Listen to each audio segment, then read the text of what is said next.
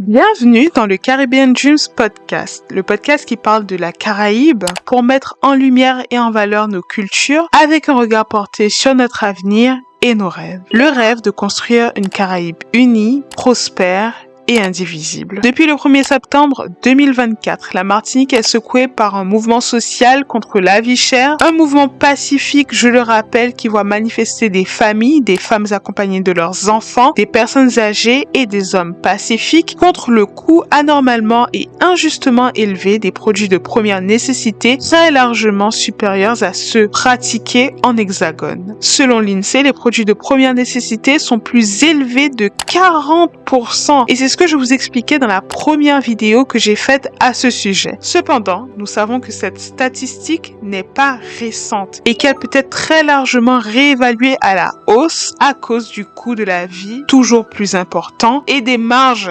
excessives appliquées par des acteurs de la grande distribution. En effet, cette situation dure depuis toujours en Martinique, mais aussi dans les autres départements d'outre-mer. L'exaspération de la population est d'autant plus compréhensible que depuis 2009 et les grands derniers blocages, la vie chère n'a fait que s'empirer et les prix n'ont cessé de s'envoler, projetant les populations locales dans des états d'extrême précarité. En réponse à cette mobilisation pacifique, et qui, je le rappelle, a débuté au mois de septembre dernier, l'État français est resté sourd aux cris de souffrance du peuple martiniquais. Sa seule réponse a été celle de la violence par l'intermédiaire des forces de l'ordre. On a vu des femmes et leurs enfants être gazés, des personnes âgées malmenées, le président même de l'association AirPrac, Rodrigue Petito, et la figure emblématique du mouvement est blessée à la jambe à cause d'un lancer de flashball par les forces de l'ordre au Lamentin. Certains médias s'en donnent à cœur joie, faisant passer les manifestants pour des pilleurs, des casseurs, des chômeurs, des délinquants, alors que la première violence est celle de la réponse des forces de l'ordre face à des manifestants pacifiques. Et si l'on doit remonter à la genèse des choses, la toute première violence est celle des prix appliqués dans les supermarchés. D'ailleurs, les membres du gouvernement ne cessent de détourner le sujet pour tenter de le discréditer en focalisant le débat sur le passé judiciaire de Rodrigue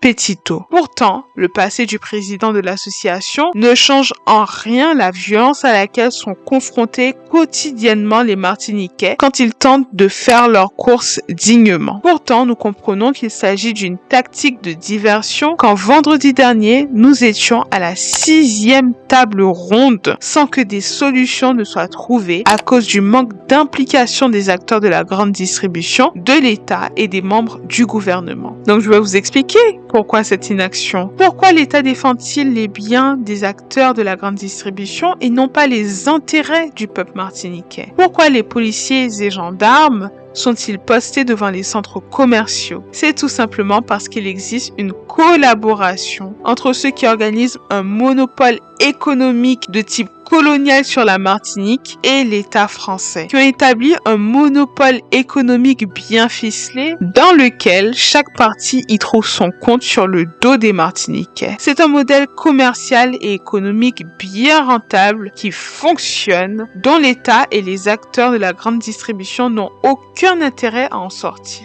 Deux solutions s'offrent donc à nous. La première est de proposer un modèle économique capable de se substituer à celui proposé par les béquets. Ce qui fait la différence entre eux et nous, c'est qu'à l'abolition de l'esclavage en 1848, les béquets ont été avantagés notamment financièrement par l'État français et indemnisés pour la perte de leurs esclaves qu'a provoqué l'abolition de l'esclavage. C'est cet avantage financier qui leur a permis de proposer un modèle économique à la France, un modèle bénéfique aux deux parties mais qui vampirise le peuple martiniquais. Il est important que nos économistes propose un modèle économique à la France capable de se passer des béquets. En se basant sur un mouvement populaire, il serait possible de renverser ce modèle économique. Je vous ai expliqué qu'il existe un monopole de type coloniale exercée en Martinique dans ma dernière vidéo. N'hésitez pas à le regarder parce que je sais que vous êtes abonnés, que vous avez liké et que vous avez partagé ce podcast avec une personne qui pourrait être intéressée par le sujet. Car sur le plan moral, nous avons déjà gagné. Ils disent être les premiers Antillais, c'est faux. Ce sont les indigènes, les Amérindiens, appelez-les comme vous préférez, les premiers habitants. Des habitants dont les béquets sont en partie responsables de leur disparition. Ils ne sont pas non plus légitimes sur le plan moral, car ils ont esclavagisé des populations, les Amérindiens, je l'ai dit, mais aussi les Africains, et ont contaminé nos sols pour des centaines d'années avec l'usage du chlordécone dans les bananeraies entre 1972 et 1993. Donc sur le plan moral, nous avons l'avantage. Cependant, il faut être fort de propositions économiques pour envisager une nouvelle collaboration avec l'État français sur des bases plus égalitaires. Je ne prônerai